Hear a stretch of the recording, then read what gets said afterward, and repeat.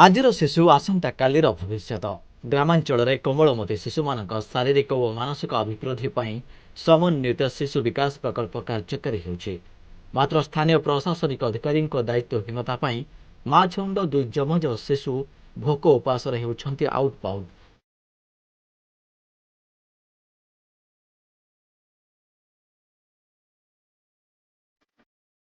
ଅର୍ଥ ଅଭାବରୁ ଗାଈ କ୍ଷୀର କି ଡବା କ୍ଷୀର ଖୁଆଇବା ଜେଜେମାଙ୍କ ପକ୍ଷେ ସମ୍ଭବ ନୁହେଁ। ତେଣୁ ଟଙ୍କିକିଆ ଚାଉଳରେ ହେଉଥିବା ବାସି ତୋରାଣି ଦେଇ ଦୁଇ ଶିଶୁଙ୍କୁ ବଞ୍ଚାଇ ରଖିବାକୁ ଚଳାଇଛନ୍ତି ଆପ୍ରାଣ ଉଦ୍ୟମ।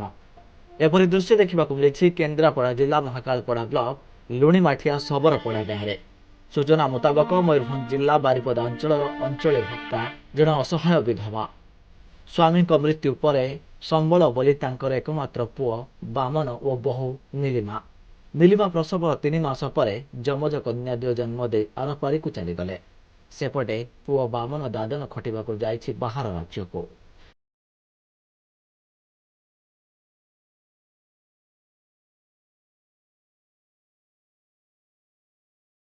ନିରାଶ୍ରୟ ଅଞ୍ଜଳି ଦୁଇ ପିଲାଙ୍କୁ ବଞ୍ଚାଇ ରଖିବାକୁ ସେମାନଙ୍କୁ ନେଇ ନିଜର ବାପ ଘର ମହାକାଳପଡ଼ା ବ୍ଲକ ଶବରପଡ଼ାକୁ ବର୍ଷେ ପୂର୍ବେ ଆସି ରହୁଛନ୍ତି। ଭାବିଥିଲେ ବାପ ଘରେ ଟିକେ ଶାନ୍ତିରେ କଟିବ ସେମାନଙ୍କ ଜୀବନ, କିନ୍ତୁ ବାପ ଘରେ ଦୁଃଖ ଦୁଇଗୁଣ ବଢ଼ିଗଲା। ଘରେ ଖୁଦ ଚାଉଳର ଅଭାବ। ଦୁଇ ଶିଶୁଙ୍କୁ କ'ଣ ଖୁଆଇବେ ଜାଣିପାରିଲେନି।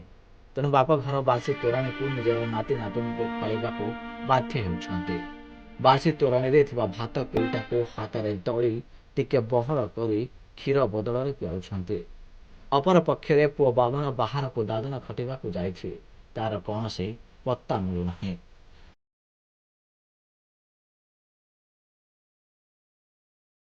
ପୁଅ କେମିତି ଅଛି, କେଉଁଠି ଅଛି ସେତକ ବି ଅଞ୍ଜଳିଙ୍କୁ ଜଣା ନାହିଁ। ପୁଅ ପାଇଁ ମାନସିକ ଚାପ ସହ ଦୁଇ ଶିଶୁଙ୍କ ଦାୟିତ୍ୱରେ ଭାଙ୍ଗି ପଡ଼ିଲେଣି ସେ। ଅନ୍ୟପଟେ ଗାଁ ଗାଁରେ ଆଶାକର୍ମୀ ସମନ୍ୱିତ ଶିଶୁ ବିଭାଗ ଅଧିକାରୀ ବୁଲି ଶିଶୁଙ୍କ ଖାଦ୍ୟ ଓ ଅନ୍ୟାନ୍ୟ ବିଷୟରେ ଖବର ସଂଗ୍ରହ କରୁଛନ୍ତି। ହେଲେ ବର୍ଷେ ଧରି ଅଞ୍ଜଳି ନିଜ ନାତି ନାତୁଣୀଙ୍କୁ ବାସି ତୋରାଣୀରେ ବଞ୍ଚାଇ ରଖିବାକୁ ଚେଷ୍ଟା କରୁଥିଲେ ବି କାହା ନଜର ପଡ଼ୁନି ଏମାନଙ୍କ ଉପରେ, ଯାହା ଏହି ବିଭାଗର କାର୍ଯ୍ୟକାରିତା ଉପରେ ଠିଆ କରୁଛି ପ୍ରଶ୍ନବାଚୀ।